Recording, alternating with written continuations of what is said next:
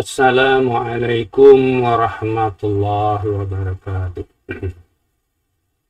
Alhamdulillahilladzi anzala ala abdihi kitab wa lam yaj'al lahu iwaja qayyiman liyunzira ba'san syadidan min ladunhu wa yubashshiral mu'minina alladzina ya'maluna shalihati anna lahum ajran hasanah makithina fihi abada.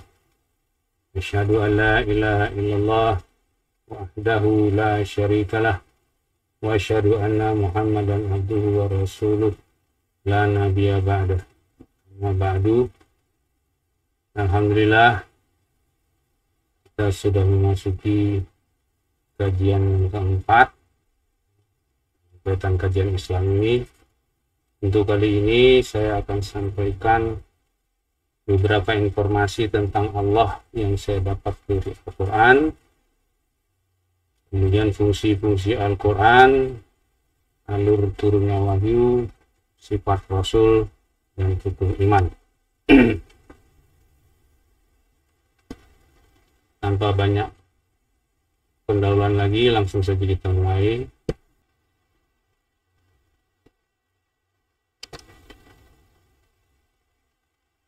Beberapa informasi tentang Allah, fungsi-fungsi Al-Quran, alur turunnya wahyu, sifat-sifat Rasul, dan rukun iman. Sebagiannya mungkin kita sudah tahu ini.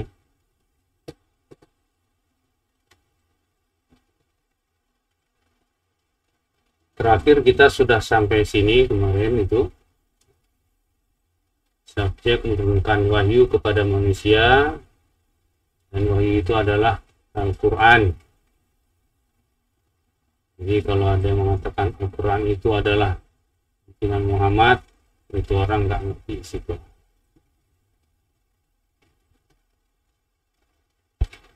Jadi menurut informasi dari Al-Quran, subjek menurunkan wahyu, dan wahyu adalah Al-Quran. Dan menurut Al-Quran, subjek itu adalah Allah. Jadi, sebutan Allah bukanlah nama yang dibuat oleh manusia, tetapi nama yang diperkenalkan oleh Allah sendiri.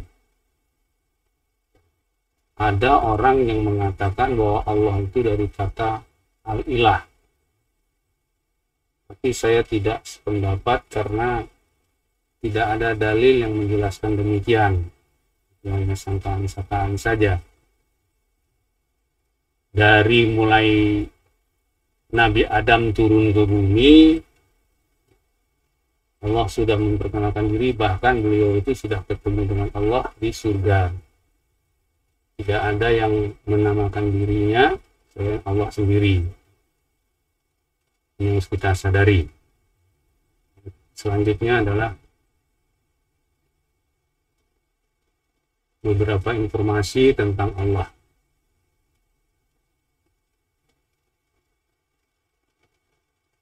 Pertama, Allah sebagai Rabb.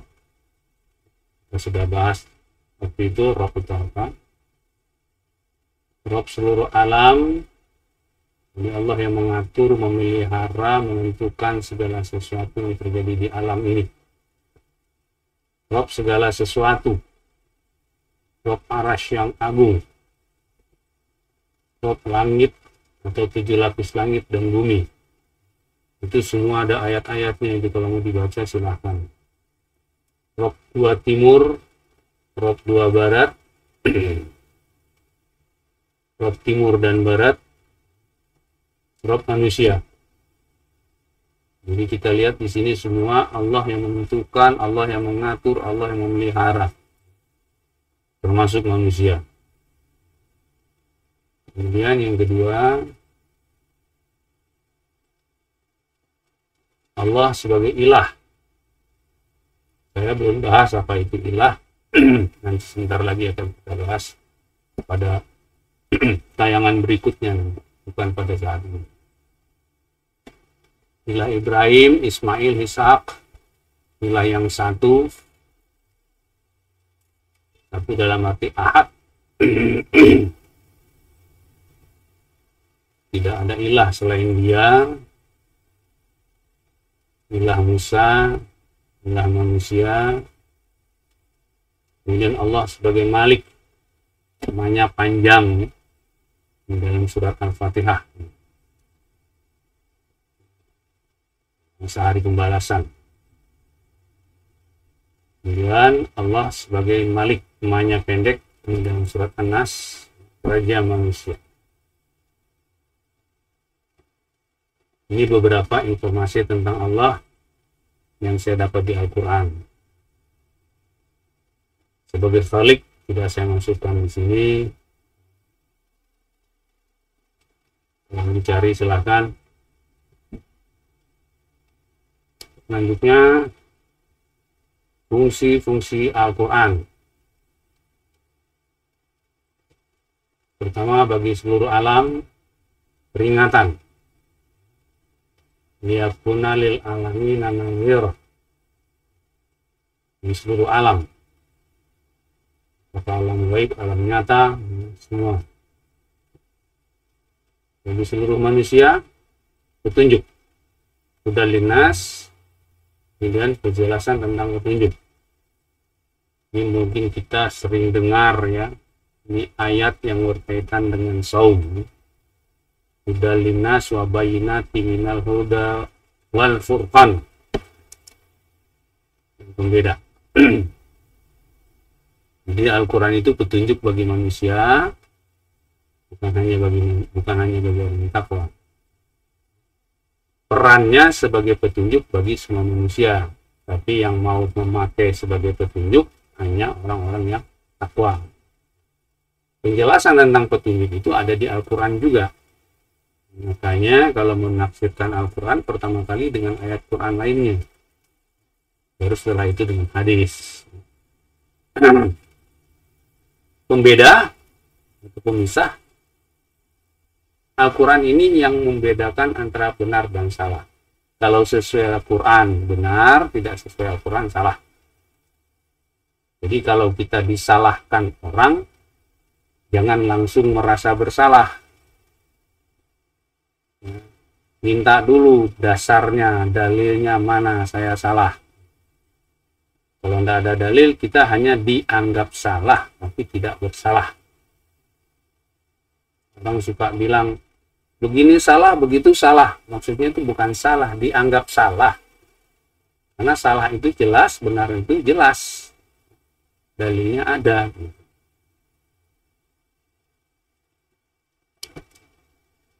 Penerangan atau penjelasan yang rinci. Bayanul linnas. Kemudian pencerahan dari Allah. Basairu min rabbikum. Ini penjelasan tentang segala sesuatu ada di Al-Quran. Tapi jangan tanya penjelasan detail tentang temuan-temuan ilmu pengetahuan, misalnya tentang lalu lintas, kenapa harus jalan di kiri, kenapa tidak di kanan, nggak ada itu ya. Ini kaitannya dengan kebutuhan hidup manusia, esensial. Pelajaran atau nasihat dari Allah, mau'izatun min rabbikum. Allah memberi pelajaran atau memberi nasihat kepada manusia itu dengan Al-Quran. Barangkali ada yang pernah mengalami ketika sedang menghadapi satu masalah, lalu buka Al-Quran, ketemu dengan ayat yang menjawab masalah tersebut. Itu pelajaran. Atau kita sedang melakukan sesuatu, baca Al-Quran, oh, Al-Quran ini menegur kita. Nasihat dari Allah. Berikutnya penyembuh yang di dalam dada. Wasyifa'u lima fis sudur. Sebagian orang mengatakan penyembuh di dalam dada ini penyakit-penyakit hati, dengki, iri, hasad, dendam. Sebagian lagi mengatakan penyakit-penyakit psikis, takut, gelisah, panik. Tapi ada lagi yang mengatakan Ya, apapun yang ada di dalam dada, baik fisik maupun psikis, paru-paru, jantung, mana yang benar, wallahu alam. Tapi masing-masing yang bicara begitu punya pengalaman. Mengeluarkan manusia dari kegelapan ke terang. Itu frijannas minadzulumati ilan nur biizni rabbihim ila siratil azizil hamid. Surat Ibrahim 1. Dari kegelapan ini maksudnya apa? Ketidaktahuan tentang harus bersikap bagaimana. Jadi pakai dugaan-dugaan, asumsi kepada yang terang. Harusnya begini menurut Al-Quran. Itu tentang informasi realita di dunia ini. Al-Quran memberitahu dunia ini cuma main-main, kehidupan akhirat sebenarnya kehidupan. Bagi mereka yang tidak tahu, menganggap kehidupan dunia ini adalah sebenar-benar kehidupan. Dihabiskan energi, pikiran, dana, waktu untuk mencapai atau meraih kehidupan dunia ini. Nanti sudah tua menyesal. Ya, jadi manusia dalam kegelapan itu tidak tahu harus berbuat apa, akhirnya menduga-duga. Allah memberikan informasi tentang apa yang harus dilakukan. Jadi Al-Quran itu menurut saya isinya itu dua, informasi dan instruksi. Informasi tentang realita dan peristiwa, instruksi tentang harus berbuat atau tidak boleh berbuat.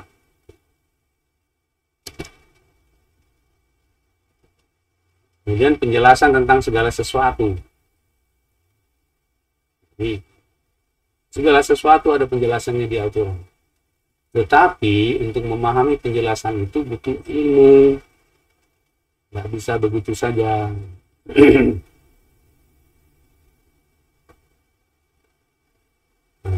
Selanjutnya bagi muslimun, laki-laki dan perempuan. Mungkin ada yang bertanya, kenapa muslimun, kenapa tidak muslimin? Kalau aslinya muslimun, kalau di depannya atau sebelum kata muslimun ada yang disebut huruf jar, itu kata yang mengakibatkan kata setelahnya itu berbaris bawah, menjadi muslimin. Misalnya minal muslimin.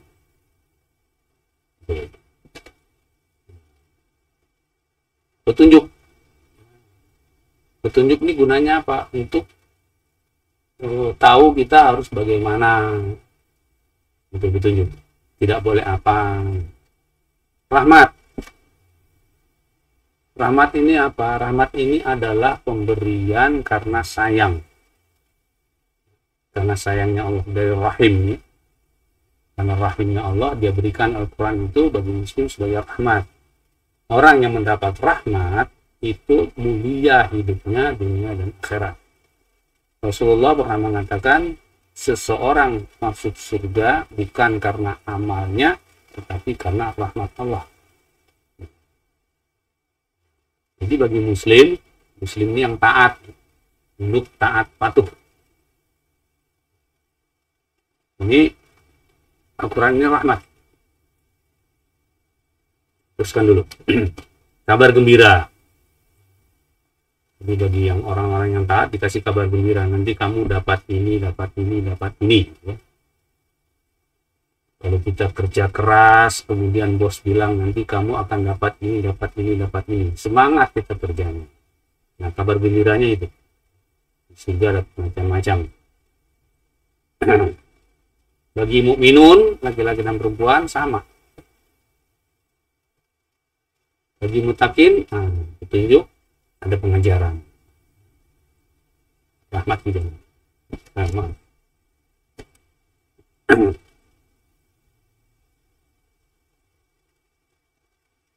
Dan nasihat ya, bagi mutakin.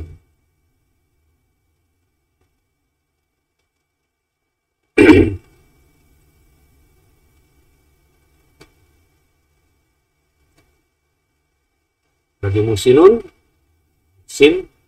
itu orang yang berbuat ihsan. Dia berbuat minimal dengan kesadaran bahwa Allah melihat dia. Tunjuk rahmat. Dua, petunjuk rahmat. Jadi semuanya itu baik bagi muslim, mutakin, mukmin, mutakin, muhsin, semua aturannya adalah rahmat. Rahmat sebagai bukti sayangnya Allah. Bagi yang tidak masuk kelompok itu, ya bukan rahmat. Karena mereka baca Quran malas, diingatkan dengan Quran malah marah. Itulah fungsi-fungsi Quran tadi. Sekarang kita lihat alur turunnya Quran.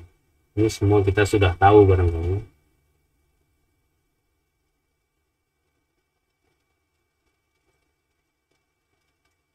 Allah menurunkan Quran wahyu kepada malaikat. Kenapa kepada malaikat ini? Malaikat yang ditugaskan yaitu malaikat Jibril untuk membawa wahyu, menyampaikannya kepada Rasul. Ada yang berpendapat karena ayat ini berat, wahyu ini atau firman Allah ini berat. Karena ada satu peristiwa ketika Rasulullah sedang naik unta lalu menerima wahyu, itu saking beratnya kaki unta itu sampai melesat ke dalam pasir. Itu beratnya. Di lain waktu ketika Rasulullah sedang duduk menerima wahyu, itu keluar keringatnya sebesar jagung. Jadi benar-benar berat dalam arti fisik. Ini diberikannya kepada malaikat. Wallahu alam.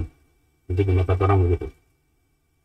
Dan saya percaya Rasul menyampaikan kepada manusia. Alurnya begini. Jadi kalau ada yang mengatakan saya terima wahyu sid atau apa, dari siapa? Langsung dari Tuhan. Nggak mungkin itu bohong gitu. Jadi dia nggak sadar bahwa dia sudah dibisiki oleh setan gitu.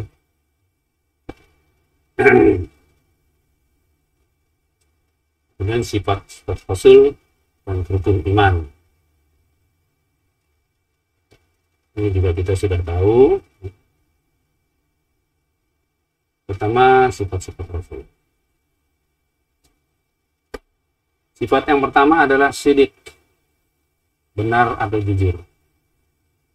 Tidak pernah berdusta, walaupun sekedar berkelakar atau bercanda. Pernah satu kali seorang nenek-nenek datang kepada Rasul mengatakan, wahai Rasulullah, saya senantiasa sholat malam, baca Al-Quran, puasa, sholat duha, sholat awal waktu, jaga wudhu. Kira-kira saya masuk surga enggak? Rasulullah menjawab, di surga nanti tidak ada nenek-nenek. Mendengar itu si nenek nangis, sedih sekali dia. Dia merasa sia-sia amalnya. Rasulullah diamkan dulu, kemudian baru kasih tahu. Nanti di akhirat nenek itu jadi muda lagi, umurnya 25 tahun. Nanti kan bercanda itu, tapi nggak bohong. Kemudian pernah juga ada orang bawa unta kepada Rasulullah, mengatakan, wahai Rasulullah, saya membuat korban unta. Rasulullah melihat unta itu dari kepalanya sampai ke kakinya, bolak-balik lihat, lalu Rasulullah mengatakan, kok anak unta yang mau kamu korbankan? Orang itu bilang, demi Allah, demi Rasulullah, ini induk unta, sudah 5 kali dia melahirkan Rasulullah. Jadi ini bukan anak unta, Bukan Rasulullah. Kalau gitu ini anak kambing. Diam gitu orang. Rasulullah nggak bohong, tapi bercanda. Ya. Itu balik. Rasulullah nggak bercanda, tapi nggak bohong. Yang kedua, amanah. Dapat dipercaya. Menyampaikan semua yang harus disampaikan dan melaksanakan semua yang harus dilaksanakan yang telah ditugaskan kepadanya. Baik tugas disampaikan atau tugas menyampaikan maupun tugas melaksanakan. Walaupun yang disampaikan itu menyinggung diri sendiri. Misalnya seperti surat Abasa wa Tawalla, jika Rasulullah sedang duduk bersama pembesar-pembesar Quraisy mengajak mereka ke dalam untuk masuk Islam, datang seorang buta. Lalu Rasulullah bermuka masam. Ditegur oleh Allah dengan ayat itu, Rasulullah sampaikan, kan itu menyinggung diri sendiri. Jadi tidak ada istilah gengsi, malu, enggak. Pokoknya disuruh sampaikan, ya sampaikan. Kemudian ada lagi di ayat lain di surat Al-Ahzab. Ketika Rasulullah sedang makan, orang masuk ke rumahnya, Rasulullah malu untuk negurnya. Lalu Allah mengatakan, Rasul malu, tapi Allah tidak malu untuk menegur. Jadi dikasih tahu Rasulullah itu malu. Disampaikan. Jadi nggak ada mikir ini kalau saya sampaikan gengsi saya jatuh, nggak ada itu. Amanah semua disampaikan. Kemudian tabligh, mau dan mampu menyampaikan. Mau dan mampu menyampaikan. Mau menyampaikan atau menjelaskan semua yang perlu dijelaskan. Dan mampu menjelaskan sehingga penerima penjelasan mengerti yang dimaksud. Pertama mau dulu. Kemudian mampu menjelaskan, bisa melihat kualitas orangnya. Kalau yang begini, nyampaikannya begini. Kalau yang begini, nyampaikannya begini. Sifat-sifat Rasul yang ketiga. Yang keempat, fatanah. Cerdas. Cepat mengerti maksud risalah. Jadi begitu disampaikan wahyu, langsung ngerti maksudnya ini. Dan cepat memahami situasi dan kondisi yang sedang dihadapi. Juga cepat mensikapi secara benar dan tepat setiap situasi dan kondisi. 4 sifat Rasul ini sekarang ini harusnya menjadi pegangan kita dalam memilih orang-orang yang kita percayakan nasib kita kepadanya. Kalau dia tidak sidik, tidak amanah, tidak tabligh, tidak fatanah, jangan. Salah satu aja nggak ada, jangan. Siapapun dia.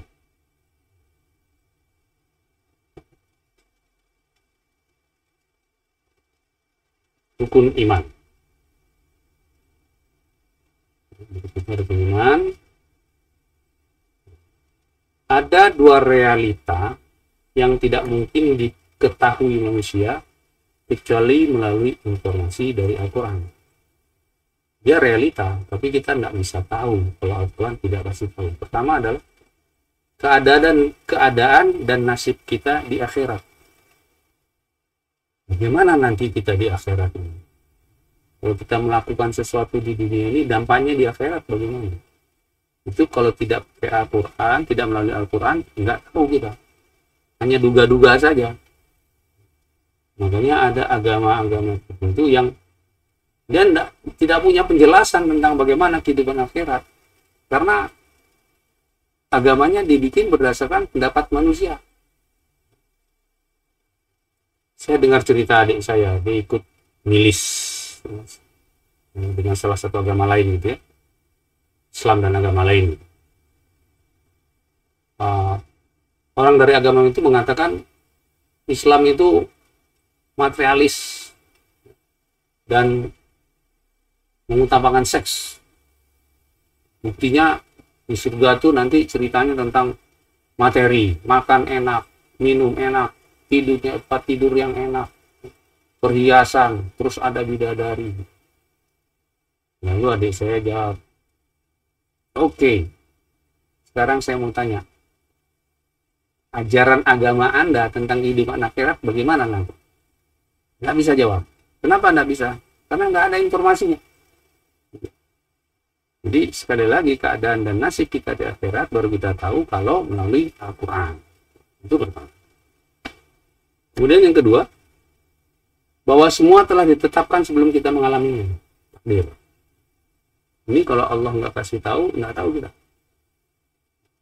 Kita selalu menganggap ada hubungan sebab akibat. Gitu. Allah terlepas. Padahal sebetulnya di dunia ini yang ada bukan hubungan sebab akibat, yang ada urutan peristiwa. Sebab itu semuanya Allah. Dulu pernah kita kaji tentang perubahan. Perubahan itu yang menyebabkan adalah Allah. Allah satu-satunya sebab.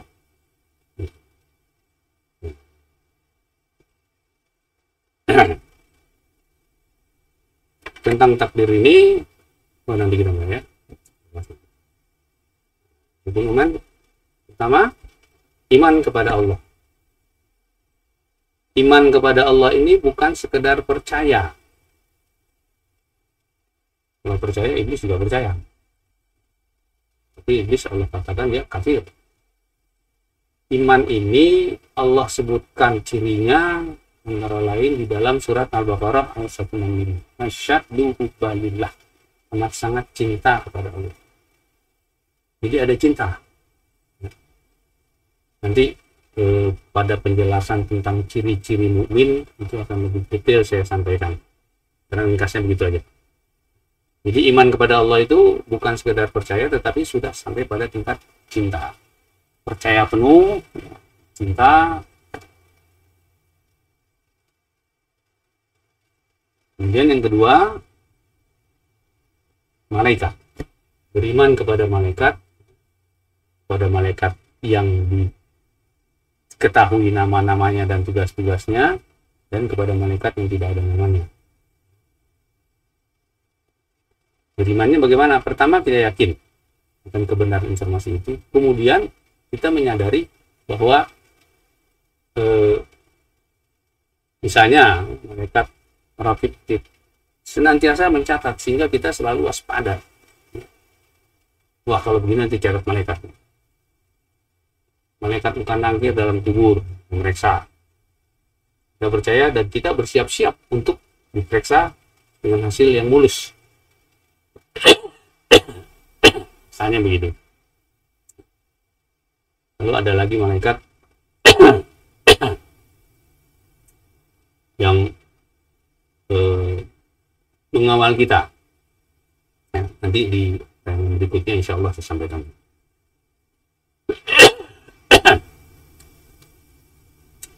Yang ketiga, kitab. Beriman kepada kitab, pertama percaya bahwa isi kitab itu semua benar, dan sekarang ini semua terangkum dalam Al-Quran.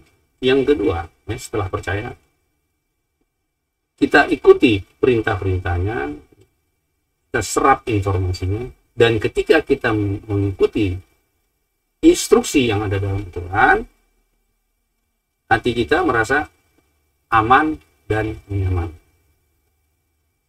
Kalau ada keberatan, belum beriman kepada kitab Allah, maksud saya. Jadi cirinya gitu, kita ikuti instruksinya, dan ketika kita melaksanakannya, hati kita merasa nyaman dan merasa aman. Selanjutnya, beriman kepada Rasul. Semua Rasul itu kita teladani, terutama sekali Rasulullah Muhammad Sallallahu Alaihi Wasallam. Perilaku beliau semua itu menjadi panutan kita dalam kondisi-kondisi yang mereka alami. Sama seperti beriman pada kitab tadi, ketika kita melaksanakannya, hati kita merasa aman dan nyaman. khusus kepada Rasulullah SAW, ini ada dua yang sikap kita. Pertama, taat. Yang kedua, teladan. Yang kita teladani dari Rasulullah adalah beliau sebagai Rasul, bukan sebagai orang Arab. Kalau sebagai orang Arab, artinya tradisi Arab, itu orang-orang kafir Quraisy juga mengerjakan. Jadi itu bukan sunnah Rasul. Ya. Misalnya pakaian, ya. Apa namanya? Apa itu tutup kepala itu namanya itu? Bukan tradisi Arab. Orang-orang jahiliyah juga pakai gamis. Itu tradisi Arab. Selama itu diikuti Rasulullah, maka boleh kita ikuti juga. Tapi kalau Rasulullah tidak mengikuti tradisi Arabnya, berarti nggak boleh. Jadi kita bedakan Rasul Muhammad sebagai Rasulullah dan Muhammad sebagai orang Arab. Yang sunnah Rasul itu yang khusus Rasul. Orang-orang kafir nggak melaksanakannya. Itu yang teladan. Tetapi ada hal-hal yang Rasulullah lakukan yang kita tidak boleh ikut. Ada.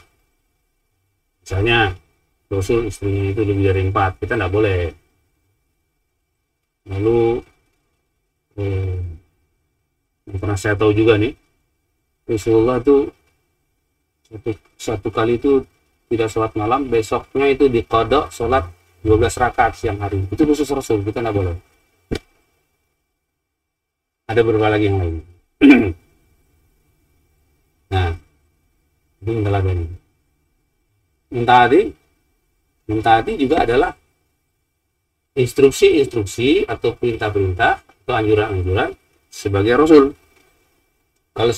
Kalau pendapat beliau tidak mesti. Contohnya ketika perang Badar, ketika pasukan bergerak, Rasulullah bilang kita berhenti di sini. Seorang sahabat bertanya, ini wahyu atau pendapatmu Rasulullah? Pendapat saya. Kalau gitu jangan di sini, kita berhentinya di sana nanti, di oase. Itu pendapat boleh dibantah. Jadi kalau pendapat boleh dibantah, tetapi kalau sudah kaitannya dengan sunnah, perintah Allah yang disampaikan Rasul, harus kita ikuti. Yang kelima, beriman pada kehidupan akhirat. Bagaimana prakteknya? Prakteknya adalah semua perbuatan kita perhitungkan dampak akhiratnya. Dan kita harapkan hasil akhiratnya, bukan hasil dunia. Karena hasil dunia ini konsekuensi logis dari dibuat. Contoh gampang, ketika kita makan, yang kita harapkan itu bukan hasil dunianya, hasil akhiratnya. Maka doanya kan ada. Walaupun orang mengatakan, sebagian orang mengatakan hadisnya lemah. Ketika tidur, doanya ada. Ketika buang air, doanya ada. Itu semua adalah tuntunan-tuntunan untuk mengarahkan kita agar orientasi perbuatan kita ini adalah akhirat, bukan dunia. Jadi sekali lagi, beriman kepada akhirat, prakteknya adalah melakukan segala sesuatu dengan memperhitungkan dampak akhiratnya dan mengharapkan hasil akhiratnya, itu masuk surga.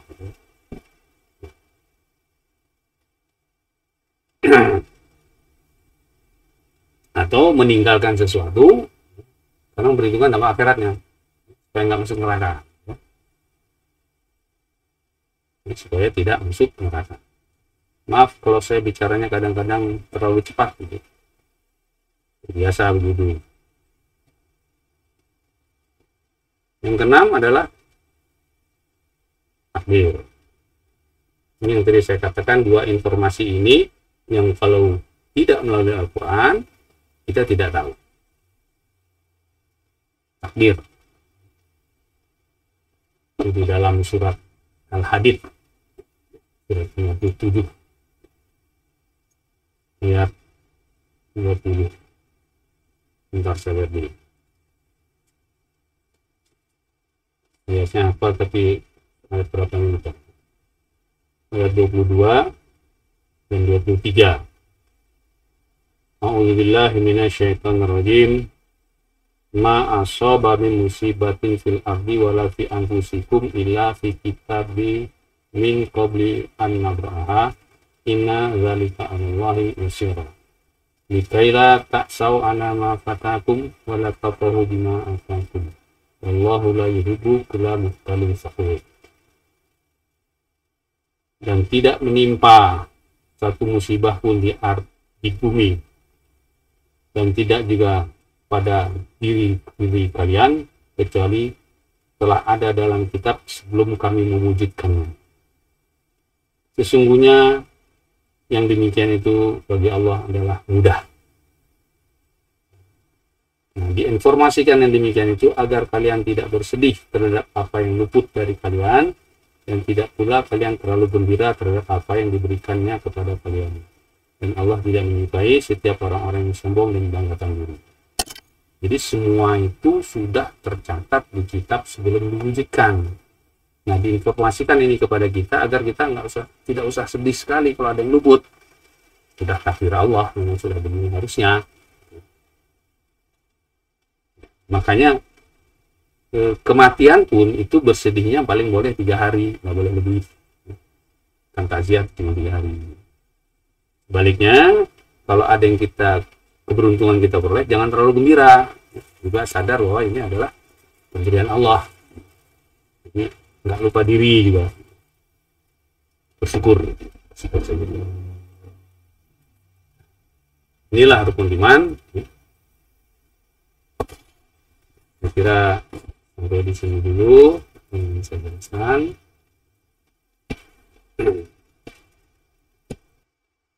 Mudah-mudahan apa yang saya sampaikan ini bermanfaat bagi kita semua dan bisa menambah pemahaman kita tentang ajaran Islam, tentang isi Al-Quran. Selanjutnya insya Allah kita bicara tentang ilah, tentang ikhlas pada video yang berikutnya. Kalau Anda ingin terus mengikuti kajian Islam ini dari saya, silakan di subscribe bagi yang belum, dan kalau Anda menyukai materinya silakan di like, dan kalau Anda menganggap ini perlu dibagi kepada orang lain silakan di share. Sekian saja. Kalau ada salah saya mohon maaf. Saya akhiri dengan doa kafaratul majelis. Subhanakallahumma wa bihamdika asyhadu an la ilaha illa anta astaghfiruka wa atubu ilaik. Assalamualaikum warahmatullahi wabarakatuh.